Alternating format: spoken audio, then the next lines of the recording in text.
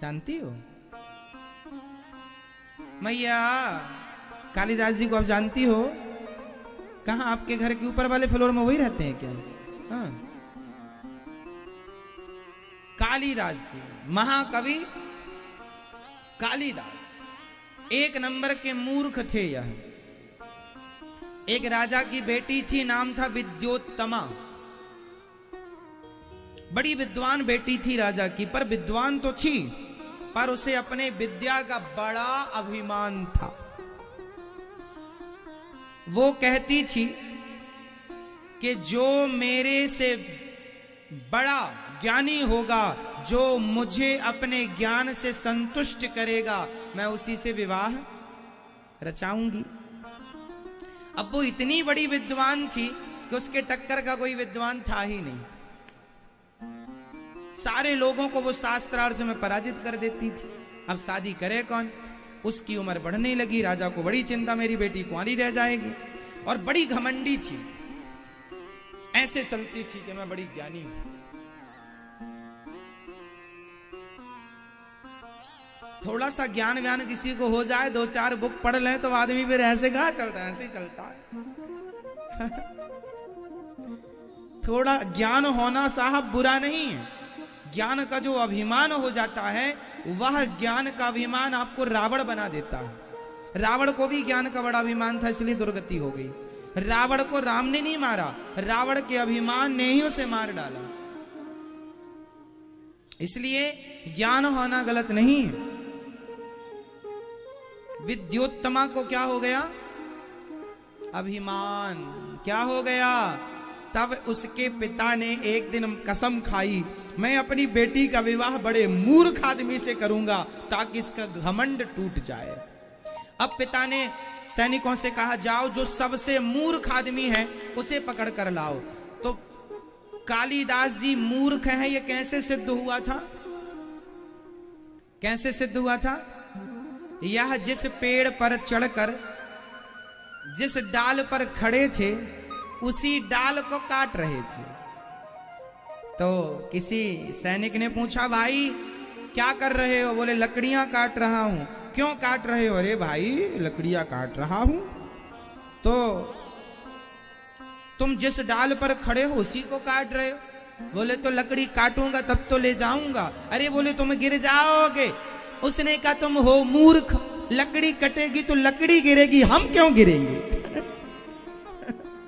हम तो कट नहीं रहे भाई, हम कटेंगे तो हम गिरेंगे, कट तो लकड़ी रही है। अब सैनिकों ने समझ लिया कि ये बहुत बड़ा मूर्ख है, पकड़ के ले आए। महाराज ये मूर्ख आदमी है, अपनी बेटी का विवाह इससे करो।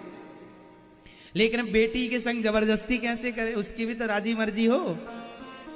तो कालिदास के पास कुछ विद्वान लोग बैठ गए और कालिदास से कहा, सुनो अभी तुम्हारे सामने एक लड़की आएगी, कोई सवाल पूछेगी, तुम कुछ बोलना मत, इशारे से जवाब देना।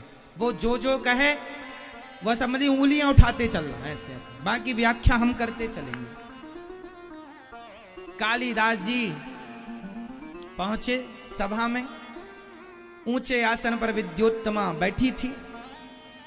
कालिदास जी जब आए तो वहां के विद्वान लोगों ने कहा, ये बड़े विद्वान हैं, शास्त्रार्थ कर लो। यदि तुम हार गई विद्योत्तमा तो तुम्हें इनसे विवाह करना पड़ेगा। हाँ हाँ कर लेंगी। कालिदास जी की आसन लगाई गई और कालिदास जी तो बिल्कुल एक नंबर के मूर्ख, पर कह दिया था बोलना मत, क्योंकि बोलेगा तो मूर्खता खुलेगी। अब बैठे हैं एक तरफ कालिदास जी, एक तरफ विद्योत्तमा। अब विद्योत्तमा ने, अब वहां के संतों ने कहा कि ये साइलेंट बात करेंगे, मतलब बात नहीं होगी मुंह से, इशारों में आप पूछिए। इतने बड़े विद्वान हैं कि बोलते कुछ नहीं है। ये बोल के नहीं समझाएंगे, ये इशारों से समझाएंगे। तो विद्योत्तमा बोली, तैयार हूं मैं साइलेंट बात करूंगी, मतलब बिना बोले बात करूंगी और समझाऊंगी और समझूंगी। ठीक है। विद्योत्तमा ने कहा,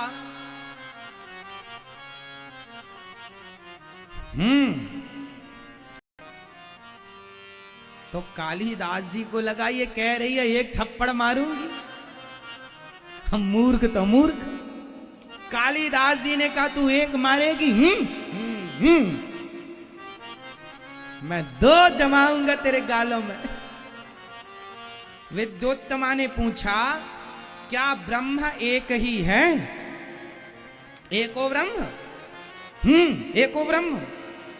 तो कालिदास जी ने कहा तो विद्वानों ने व्याख्या की कि ब्रह्म तो एक ही है, पर वह एक ब्रह्म अपूर्ण है बिना जीव के, इसलिए जीवात्मा और परमात्मा दोनों मिलके दो हो गए। ईश्वर तो एक है, ब्रह्म तो एक है, पर वह एक है। ये ज्ञान किसे है? जीव को है। अब जीव ही नहीं होगा तो ये ज्ञान किसे होगा कि ईश्वर एक है? भाई ईश्वर एक है, ये ज्ञान किसे होगा? जीव को। इसलिए जीव और ईश्वर मिलाकर पूर्ण होता है। मोबाइल और सिम दोनों मिलेंगी तो दोनों का काम बनेगा। तो अब विद्योत्तमा ने कहा, इससे कठिन सवाल पूछते। विद्योत्तमा ने कहा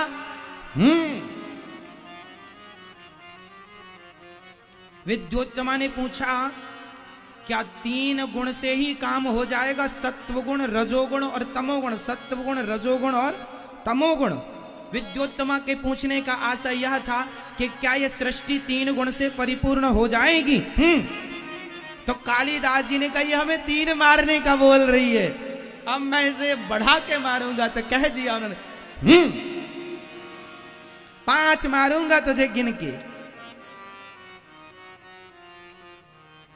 तो कालिदास जी ने कहा कि 5 मीन्स 3 गुण तो चाहिए, सत्व गुण, रजोगुण, तमोगुण, पर 3 से सृष्टि नहीं होगी। 3 के संग 5 तत्व भी लगेंगे, पृथ्वी, जल, वायु, अग्नि, आकाश, छित जल, पावक, गगन, समीरा। 5 चाहिए, 3 गुण अकेले कुछ नहीं करेंगे। जब 3 के संग ये 5 मिलेंगे तब सृष्टि क्रम चालू होगा। अब विद्योत्तमा ने कहा, तो विद्योत्तमा ने कहा, अब विद्योत्तमा आगे बढ़ी। 3 से वो बोली विद्योत्तमा क्या 5 पर्याप्त हैं? जो आप कह रहे हैं कि 5, पृथ्वी, जल, वायु, अग्नि, आकाश। तो कह दिया विद्योत्तमा ने। तो कालिदास जी बोले ये हमें थप्पड़ मारने का बोल रही है। तो कालिदास जी बोले तुझे मैं घूंसा मारूंगा, घूंसा। तो ऐसी मुट्ठी बांध ली उन्होंने, और ऐसी मुट्ठी बांध के कहा तू मारेगी ना तो समझ लेना। ऐसे 5 को मिलाकर एक मुट्ठी बांध ली कालिदास जी ने। इस आशय, इससे क्या अर्थ निकला? इससे यह अर्थ निकला कि 5 तत्व तो हैं, पृथ्वी, जल, वायु, अग्नि, आकाश, पर 5 से काम नहीं होगा। 5 जब मिलकर एक ये संगठित हो जाएंगे, जब एक ही शरीरों में 5 समाएंगे तब शरीर की सत्ता होगी। 5 अलग अलग रहेंगे तो सत्ता नहीं।